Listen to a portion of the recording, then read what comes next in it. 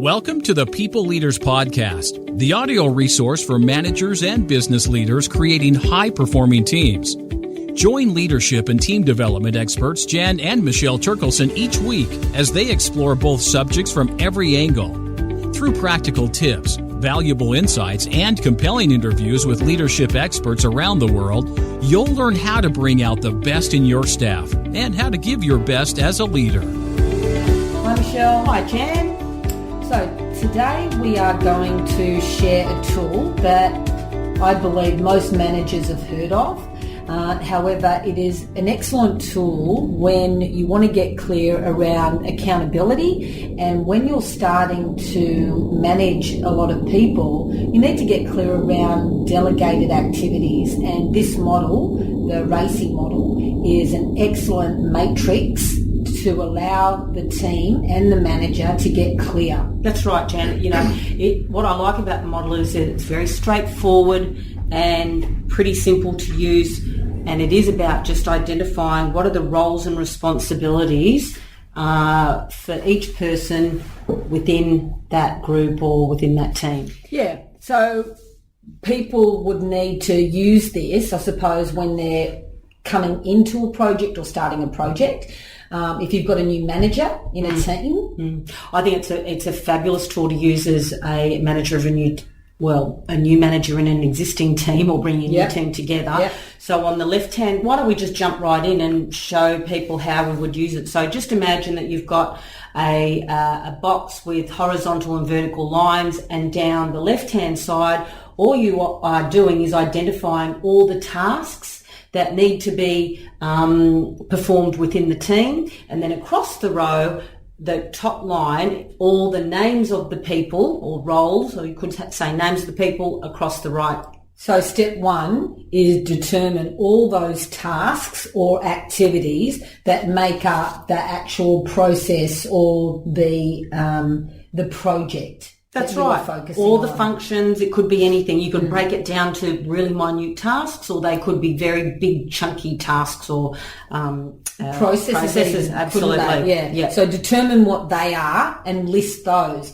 So that could actually create a little bit of discussion around, so what would be a key task? We're not assigning responsibility yet. You're just kind of like picking out those main pieces. Yeah, even if you just say, for every person in the team, what are your top 5 tasks that take up 80% of your work? Perfect. Yeah. All right. And step 2.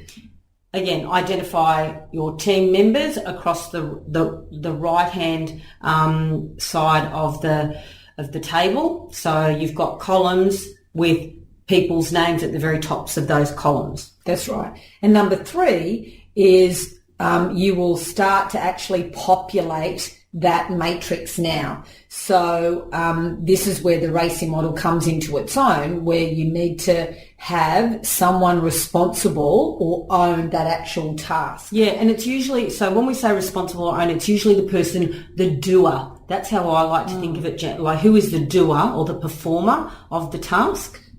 And then so imagine we've got a whole lot of tasks down the left-hand side and we've got names. So we say which one person is the doer of this task. Now you might have 2 people that perform that task. So you might have a notation in there, such and such performs X, Y, Z of the task, steps 1 and 2, Sarah, but the response...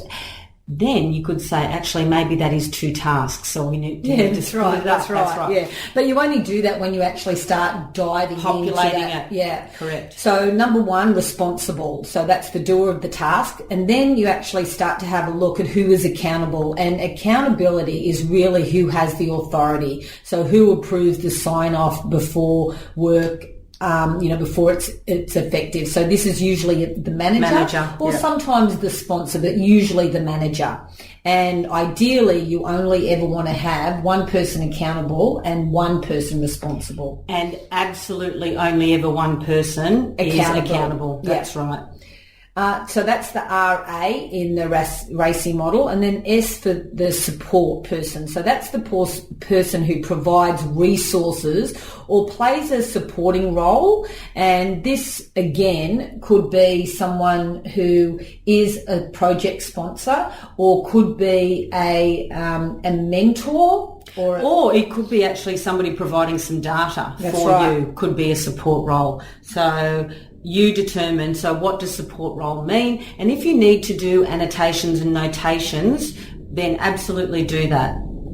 The more information, better. Yeah, and then we've got the C, which is who needs to be consulted, and that's the person who provides information or even expertise. Mm-hmm. You know, so this could be a subject matter expert, it could be someone in finance, in data analytics, so someone who you need to actually consult with.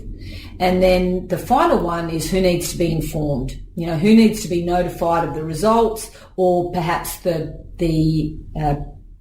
them in the loop. So another way of thinking about who needs to be informed could be a key stakeholder, could be another way. So they don't need to be consulted. There's no approval necessarily, but we need to keep them in the loop in terms of information. Yeah.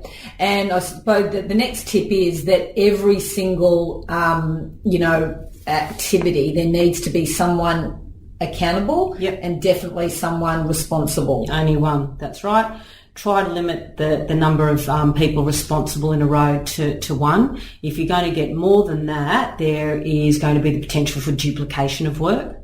And a responsible person, an accountable person must be assigned to every row. That's an absolute must. Yeah, all right.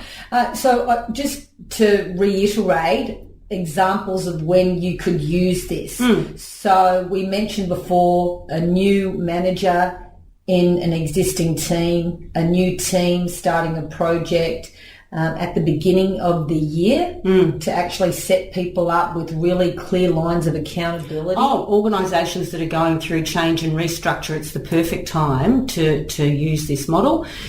We had also another example of and this is a first actually, 2 managers running a team. That's right. So there were 2 managers. And in a general manager position, so it was a senior position. Yeah, so this is a perfect opportunity to use the model for that. Yeah, and especially when we're looking at flexible working hours and we're creating, diversity in the workplace more and more, and also virtual teams. I think this is a really good way of getting clear about what does this team do and how we're going to actually manage all the tasks. I mean, what a great tool to give to new people coming into the team, having a look at, so these are all the tasks that are being performed by team members once you've got it going. So it gives them a really good snapshot of who to go to and, who's responsible and accountable. So if you were to start this, Michelle, how would you do it? Would you run it in a team meeting? Would you give people an opportunity to populate it first?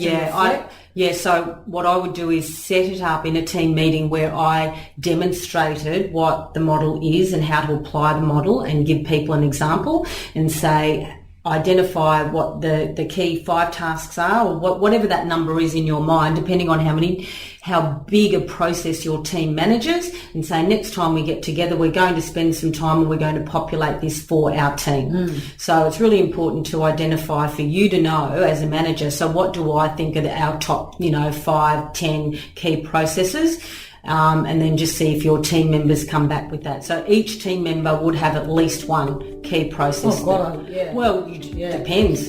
And then they may need to even break that down. But at a team level, absolutely. This is a lovely, simple, straightforward model, easy to use.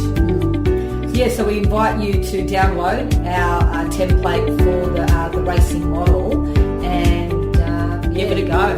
Let us know how you go. Okay, thank you. Ciao. Bye. We hope you enjoyed today's episode of the People Leaders Podcast. For show notes and other resources, please visit us at peopleleaderspodcast.com. And while you're there, you can subscribe for future episodes so you can continue your own leadership journey. And please be sure to share this and other episodes with your friends and colleagues. The People Leaders Podcast is brought to you by the Experts on Air Podcast Network.